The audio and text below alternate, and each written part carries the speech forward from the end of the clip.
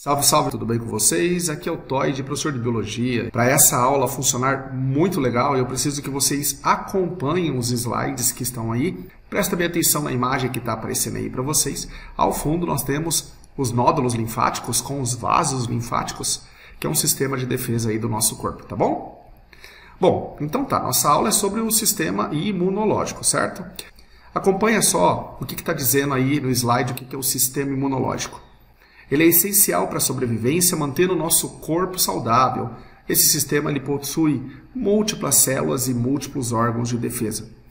Nós temos aí alguns sistemas ou órgãos que podem ajudar a entendê-los. Vasos linfáticos, o fígado, o baço, falta ainda o timo, que nós vamos ver daqui a pouco, e por aí vai, ok? A função então do sistema imunológico qual que é, turma? Promover a defesa do nosso corpo.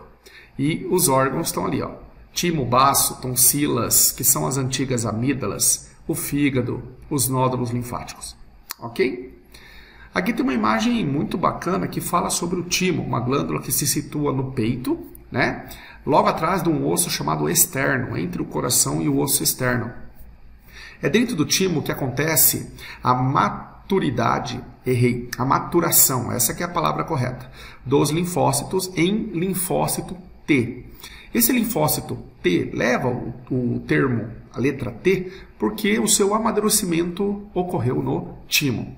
Então, repare só que essa glândula timo, ela é muito comum nas crianças, que então ela vai involuindo, ou seja, regredindo de tamanho conforme vai passando os anos. E é natural que quando atinge uma certa idade mais madura, ou mesmo os idosos, já não mais possuam timo. E aí a gente pode fazer uma relação de doenças novas que surgem, como o Covid. O timo dessas pessoas mais idosas não tiveram a memória imunológica para essa doença, porque ela é uma doença nova. Então, o grupo dos idosos, sem sombra de dúvida, é um grupo que foi colocado como em risco, né? Daí as campanhas de vacinação priorizarem também os idosos, ok? Aqui nós temos o baço, né? O baço fica localizado ali no abdômen, logo abaixo da costela, do lado esquerdo do corpo, tá? Abaixo do estômago ali. E o baço tem várias funções. Destruir as hemácias envelhecidas, produzir e amadurecer certas células de defesa, tá? Então, o baço ele faz parte do sistema imune. Agora a gente começa para valer. Tem ali no glossário um termo, apoptose. Apoptose, galera, é um termo muito importante porque corresponde à morte programada da célula. Muitas vezes a célula se encontra num estágio de doença onde ela é incapaz de se replicar, de se reproduzir. O seu DNA, o seu material genético está inclusive afetado. Então ela, por um colapso metabólico, ela entra em uma espécie de suicídio. E aí isso é chamado de apoptose. Nessa imagem você está vendo ali uma célula se desfazendo em apoptose. O contrário de apoptose, quando uma célula morre por causas de injúria, machucado, nós chamamos de necrose. Mas a apoptose, ela é bem programada para que a célula morra. Bom, então você tem ali as principais células de defesa do nosso corpo. Mas vale a pena retomarmos certos assuntos, né? Então você tem aqui, logo abaixo, a medula óssea vermelha, que é o local onde produz 99% das células imunes do nosso corpo, inclusive do sangue. Dessa maneira, quando você vê ali um tubo de ensaio, após passar por um procedimento de centrifugação, usando uma centrífuga de laboratório, é possível que você entenda que os leucócitos é o nome que se dá para os glóbulos brancos ou células de defesa do nosso corpo. Faz um favor para mim, você que está assistindo essa aula, dá uma olhada naquela imagem verdadeira, num tablet ali do lado direito superior. Ali dá para ver um tubo de ensaio que passou pelo processo de centrifugação. As hemácias ficam decantadas, formam um pequeno filete de leucócitos e o plasma seria a parte sobrenadante de cor amarela. Prestem atenção nas células que estão aí. Células apresentadoras de antígeno, gosto muito delas. Linfócito T, No linfócito T, que é amadurecida no timo, pode ser o helper ou auxiliar, citotóxico e de memória. Já o linfócito B vem de Bursa de Fabricius. Ele é produzido e amadurecido na medula óssea vermelha, independendo do timo.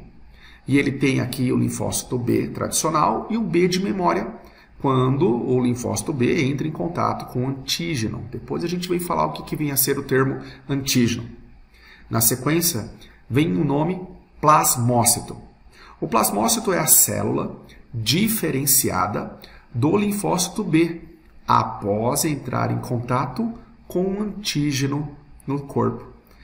Ao entrar em contato com esse antígeno, o linfócito B ele sofre uma divisão, transformando em B de memória, para guardar uma memória daquele antígeno que adentrou o corpo e é uma molécula estranha, e plasmócito, que é uma célula diferenciada do linfócito B, produtora de anticorpos. Macrófago. O macrófago me vem na cabeça Pac-Man, come. Ele emite pseudópodos e ele vai fagocitando, né? Esse é o termo correto. Eu ia falar engolfando, né? Fagocitando esses antígenos, essas bactérias, essas moléculas estranhas. Pensando em macrófago, temos que pensar fora do sangue, especificamente nos tecidos, promovendo a defesa ali, ok? E esse fenômeno de células de defesa, como o macrófago, e mais à frente eu vou explicar os neutrófilos, saírem do sangue, atravessarem o endotélio e ir para o tecido, essa passagem do sangue para o tecido é chamada de diapedese. Grave de novo esse termo, diapedese. Mais à frente a gente vai precisar fazer aí uma questão, e eu espero que você entenda que é o processo de migração de células, como os neutrófilos e os macrófagos, do sangue para os tecidos. Eu vou começar a elucidar algumas células para vocês. Ali no canto direito inferior, você tem uma célula apresentadora de antígeno.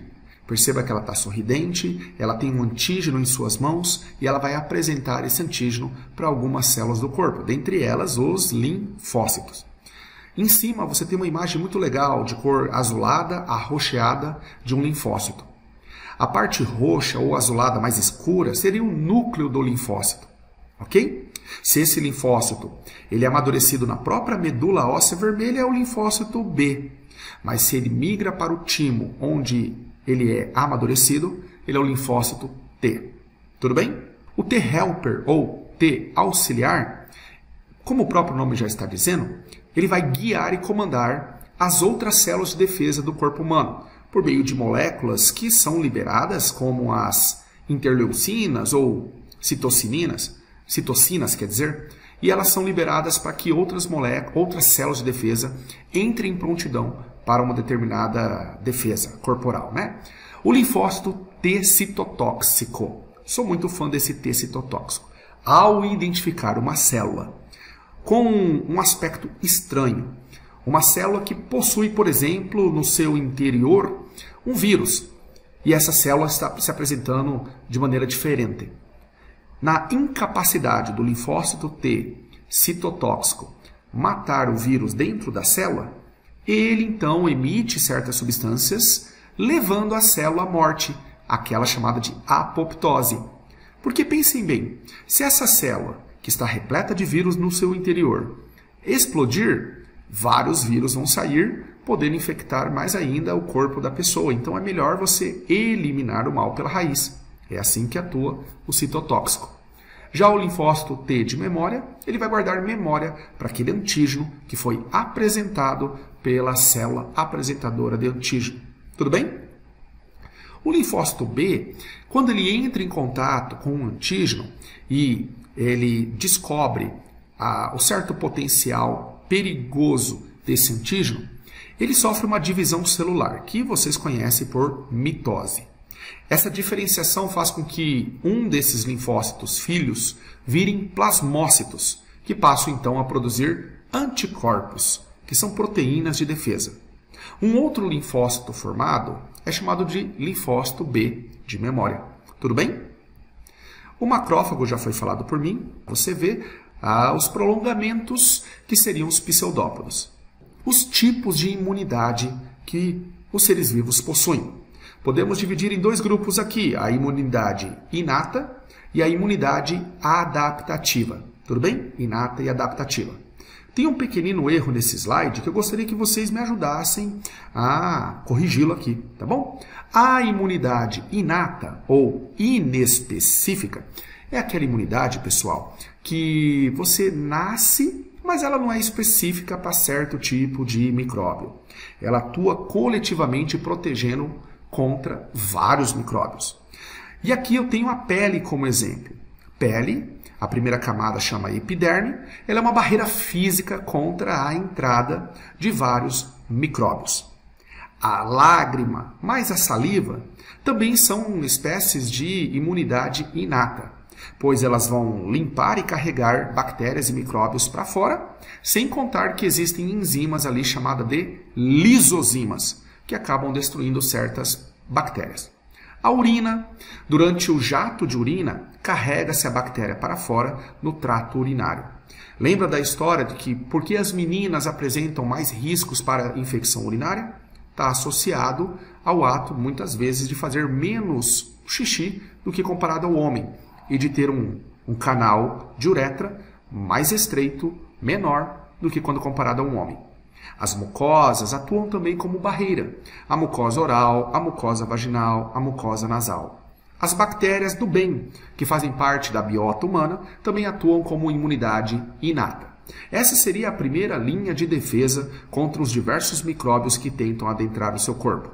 O suco gástrico, por exemplo, do estômago, também é uma linha de defesa aí, essa seria a primeira linha de defesa após as bactérias adentrarem por meio do sistema digestório.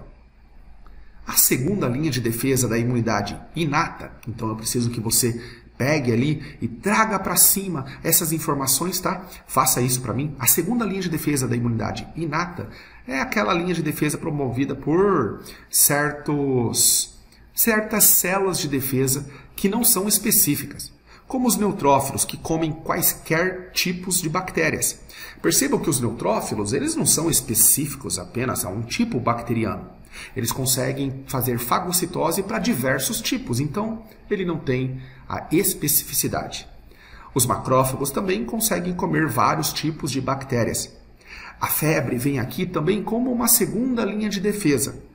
Vejam bem, após passar a pele ou suco gástrico, adentrar a uretra e a urina não dar conta, por exemplo, a saliva e a lágrima, você tem aí a febre vindo para maximizar a potência de certas substâncias, como os interferons, substâncias que vão agir ali para promover a morte de certos micróbios.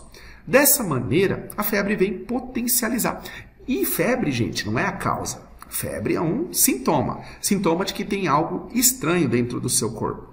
Essa febre, por elevar a temperatura, ela vai inclusive retardar a multiplicação desses micróbios, dando tempo do sistema imunológico atuar. Entretanto, você não pode deixar a febre atingir um pico onde pode ser inclusive prejudicial ao corpo humano. Também não recomendaria, mas quem sou eu para falar isso, usar antitérmicos sem prescrição médica. Antitérmicos que servem para baixar a febre.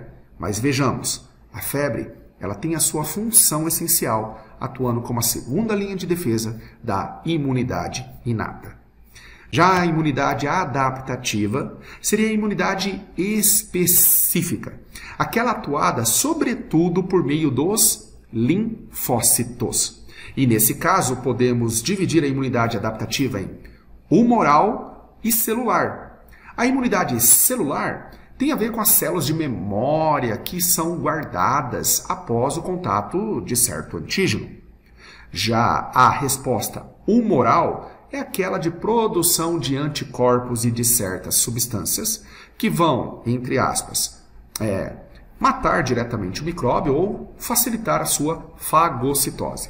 Tudo bem? Então, de novo, dois tipos de imunidade, a inata ou inespecífica, com duas linhas de defesa, a primeira e a segunda, e a imunidade específica ou adaptativa, que seria a imunidade promovida por linfócitos, ou celulares, uma resposta celular, ou uma resposta humoral por meio dos anticorpos, ok? Você tem aí a definição do que seria esse antígeno que eu estou falando na aula e anticorpo. Sem perder tempo, antígeno seria moléculas que estimulam uma resposta imunológica, moléculas estranhas ao corpo que acabam estimulando uma resposta imunológica. Esses antígenos têm certas regiões de sua molécula chamadas de epítetos ou determinantes específicos. Pensou em epíteto, pensou em antígeno, porções da molécula que está no antígeno. Já os anticorpos são proteínas de defesa, que vocês devem recordar, produzida por plasmócitos. Esses anticorpos, gente, que são proteínas de defesa, eles têm certas regiões chamadas de parátopos. Para quer dizer ao lado. Os anticorpos se ligam aos antígenos e, especificamente falando, os parátopos se conectam aos epítetos. Logo ali no canto direito superior, você tem a chamada opsonização, que é o processo de ligação entre o epíteto do antígeno e o parátopo dos anticorpos. Traduzindo numa linguagem mais fácil, antígeno e anticorpos conectados. É o complexo antígeno-anticorpo. Só que quando você atinge o ensino superior, a gente não passa mais a usar o termo anticorpos. A gente aprende que o termo mais ideal é imunoglobulinas. Imunoglobulinas. Então você tem aqui nesse slide os tipos de imunoglobulinas. O IgG, o IgA, o IgM, o IgD e o IgE. O IgG ele é o mais comum que está circulando dentro do sangue. Mais de 80% dos anticorpos são IgG. Esses anticorpos, inclusive, são capazes de atravessar a placenta e promover a defesa do bebê. Já o IgA apresenta numa taxa de 10 a 15%. Está relacionado a mucosas corporais, ao suor e ao leite materno. Já o IgM é aquele primeiro anticorpo que se tem contato no antígeno novo, um antígeno recente. Então, por exemplo, no caso de dengue, quando o vírus adentra e começa a produção de anticorpos, estamos falando no primeiro momento de IgM. Tem também uma relação com o sistema ABO. Quando a gente fala aqui no tipo sanguíneo, a tipagem sanguínea, tem as aglutininas anti-A e anti-B, estamos falando dos anticorpos ou imunoglobulinas IgM. IgD é algo em torno de 0,2%. IgD está associado com a ativação do linfócito B. Lembra que o linfócito B, quando ele entra em contato com o antígeno, que provavelmente vai estar envolvido com anticorpos, ali o termo opsonização, ele é ativado e ele vira um plasmócito. Então, tem a ver com a ativação desse linfócito B. E o IgE, gosto muito dele também, está relacionado com processos de alergia e também a verminoses, sobretudo processos alérgicos, reações alérgicas. Consegue entender se você tem algum tipo de alergia? Você sabe se você tem alergia à lactose? Você tem alergia a ácaro, a poeiras, a grão de pólen, a picadas de insetos? IgE estaria relacionado com esse processo. Ele vai acabar ativando células do sistema imune para alergia e inflamação, que seriam os basófilos e os mastócitos, que nós aprendemos lá no passado, quando estudamos tipos de ossos e medulas ósseas, ok? Na imunização passiva versus ativa, essencial, importante, tome uma água, dá uma respirada e não perca agora a informação. Imunização passiva, eu estou passando anticorpos formados, eu estou passando linha de defesa para um certo organismo. Quando você recebe um soro antiofídico contra a peçonha de serpentes, é uma imunização passiva, porque você está recebendo anticorpos que foram formados, utilizando para isso o cavalo. O cavalo, ele sofreu a imunização ativa, pois a peçonha foi injetada nele, na sua forma diluída. Mas você, adulto, que sofreu um acidente com serpente, precisa já dos anticorpos prontos, aquela bolsa de soro antiofídico. No caso da imunização passiva, não estimula a resposta imunológica sua. Você não está recebendo um antígeno, você está recebendo os anticorpos que são formados. Dessa maneira, a gente também pode dizer aqui que existe a imunização passiva natural, quando, por exemplo, você recebe anticorpos por meio da placenta, ou mesmo por meio do aleitamento materno, vamos lembrar do termo colostro, ok? Imunização passiva da sua forma natural, ok? Já na imunização passiva, na sua forma artificial, é a bolsa de soro. Soro contra a peçonha de serpentes, antiofídico. E o soro contra a peçonha de aracnídeos, soro anti-aracnídico, né? Então você utiliza animais de grande porte, como o cavalo, para produzir esses anticorpos. Imunização ativa. Eu vou ativar o nosso sistema imunológico, eu vou ativar o nosso corpo a produzir anticorpos. Eu injeto o antígeno, seja por meio de doença ou por meio da vacina. Então já fica a dica aqui para você. Ela estimula as respostas imunológicas e aí o seu corpo passa a produzir anticorpos e inclusive criar memórias para aquele tipo de antígeno. Imunização ativa natural. Uma doença quando você adquire. Imunização ativa artificial. Uma vacina que vai estimular essa sua defesa. Tudo bem? Na página 93, tem dois tipos de resposta aqui, ou até mais. Vejam bem, você sabe, vamos pegar o Covid como exemplo. Você tomou a primeira vacina, provavelmente teve que fazer um reforço, depois um outro reforço, e por aí vai. Tem várias doenças que você tem que tomar 2 doses de vacina aí, pelo menos, né? Dessa maneira, veja só que interessante, quando você entra em contato com o antígeno pela primeira vez, o seu corpo não estava preparado para aquele antígeno, a resposta ela é mais lenta e demora mais tempo para que você sobreviva àquele antígeno. Só que daí, a partir do momento que você entrou em contato pela primeira vez, você tem as células de memória no seu corpo, os linfócitos de memória. Quando você entra em contato por uma segunda vez, a sua segunda resposta imunológica, veja só no gráfico, ela é maior, ela é mais eficiente. Ela é maior, ela é mais rápida. Porque você já tem uma memória para aquele tipo de antígeno. Quando você pega uma doença, você cria uma resposta imunológica. E é muito provável que você pegue esse micróbio novamente ao longo da sua vida. Mas aí é bem capaz que o seu corpo não tenha os sintomas, porque você tem as células de memória para aquela doença. O reforço da vacina, ela vem como um intuito de fazer uma resposta melhor, otimizar a resposta e ser mais rápida do que foi na primeira vez. Por isso, peço que você respeite o que está no seu programa de vacinação. Tem que tomar a dose de reforço para que as suas respostas imunológicas sejam melhores. Ao longo do ano, você tem sempre novas campanhas de vacinação contra a gripe. Afinal de contas, é um vírus altamente mutante e que necessita, a cada ano, ter um reforço. Fala sobre as diferenças entre alergias e choque anafilático.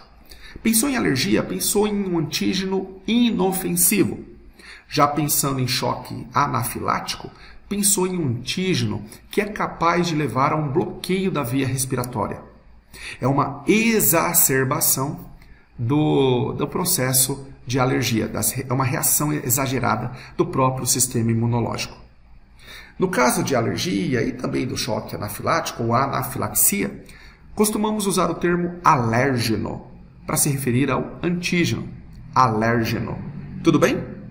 Então tá. Ali no canto superior direito, você tem células que respondem a alérgenos, como os eosinófilos, que são sensíveis ao IgE, que é a imunoglobulina E.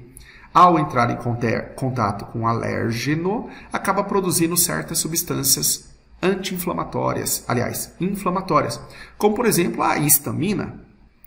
Só que quando essa reação é exagerada, aquele edema é formado, é possível que você necessite de antialérgicos. E dessa maneira, antihistamínicos. Como, por exemplo, você tem o Allegra ou o Allegra D, o Ixizine e outras substâncias, como o próprio ibuprofeno e por aí vai. O ibuprofeno está mais relacionado com o anti-inflamatório. O Allegra é um bom exemplo aqui de antialérgico. Tudo bem? Alergia, inofensivo, alérgeno. Anafilaxia, perigoso, uma reação exagerada que pode levar ao bloqueio das vias respiratórias. Valeu? Falamos sobre as doenças autoimunes, que é uma condição cujo sistema imunológico ataca o próprio corpo, o próprio órgão, as próprias células. Então aí você tem vários tipos de doenças autoimunes. Diabetes do tipo 1, o lúpus eritematoso, que está aqui na imagem abaixo, né? A doença celíaca, que são as pessoas que não suportam a presença do glúten. Esclerose múltipla, que afeta neurônios, asma. Aqui nós temos alguns exemplos de doenças autoimunes. A grosso modo, é quando ocorre uma falha do sistema imunológico e ele reconhece, e não deveria, ele reconhece os antígenos, geralmente, do próprio corpo como algo perigoso e passa a produzir aquilo que nós chamamos de autoanticorpos, anticorpos que começam a atacar o próprio corpo, ok? Levando a uma doença autoimune. Veja então aqui o lúpus que está representado nessa imagem abaixo. Ele fala a definição e conceitos de epidemia, endemia, pandemia, além de falar do ciclo de vida dos parasitas. Aqui é rápido, curto e grosso. Epidemia é um aumento acima do normal de certa doença. A obesidade é uma epidemia. O sarampo também. Aliás, o sarampo tornou-se aí novamente uma epidemia após o ano de 2016, quando quase foi totalmente erradicada do Brasil, né? Epidemia. Endemia. Endemia tem a ver com... acontece o ano inteiro, né? Não é em certos períodos, e ela é típica de um local. A malária, por exemplo, a malária no Brasil, ela é anual e ela acontece ali na floresta amazônica. A dengue é uma endemia atualmente envolvendo o território brasileiro como um todo. A esquistossomose ou barriga d'água, ela é endêmica a certas regiões do Brasil, certos estados. Doença de Chagas é uma endemia, tipicamente do Nordeste, no Nordeste mais humilde, com as famosas casas de pau a pique. Pandemia, aí é uma doença de caráter global. AIDS, Covid. De repente você pode até, vamos lá, epifanizar, achar que a obesidade pode ser uma pandemia mundial. Mas existem, com certeza, certas regiões cuja obesidade ainda não é um fator de problema de saúde lá, tá bom? Então, o material de vocês mesmo trouxe que a obesidade é uma epidemia, a malária é uma endemia e o Covid ou AIDS é uma pandemia. Em relação ao ciclo de vida dos parasitas, pode ser um ciclo direto ou monoxênico, quando apresenta um único hospedeiro, indireto ou heteroxênico, quando apresentam 2 ou mais hospedeiros. Um exemplo de parasita com ciclo de vida direto ou monoxênico é a causadora da amebíase, um protozoário que causa a amebíase, chamada de entameba histolítica. Nesse caso, a disseminação vai ocorrendo de ser humano para ser humano. Portanto, é um caso de parasita monoxênico, com um hospedeiro só, que é o ser humano. E nesse caso, ele é o hospedeiro definitivo.